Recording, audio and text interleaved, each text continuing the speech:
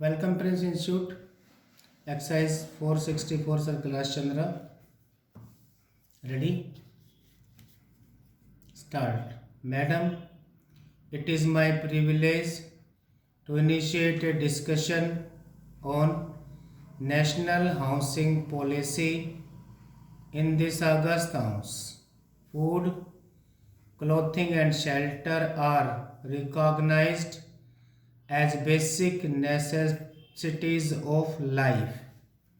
The country has been able to achieve self sufficiency in the production of food grains and cloth. A lot yet remains to be done on the shelter front. The Estimates Committee of the 8th Lok Sabha had recommended in the report for the year 2005-6 that the government should evolve a national housing policy for planned development of livable human settlements. The concern of the government for housing the poor led to the enunciation of a comprehensive national housing policy which expounds the main objectives, priorities, and strategies for promoting sustained development of housing.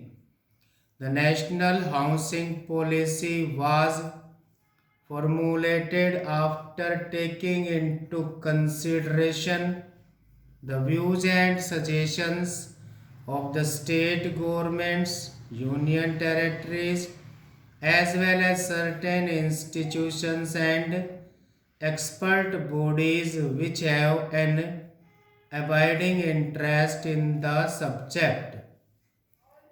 The draft document was also endorsed by the Conference of State Housing Ministers held in 2007 at Srinagar. Before I enunciate the main features of the policy document, I would like to give the honorable members a brief idea of the achievements during the last 2 decades under various social housing schemes promoted by the government. About 6 lakh houses have been constructed by different state housing agencies till the end of March 2005.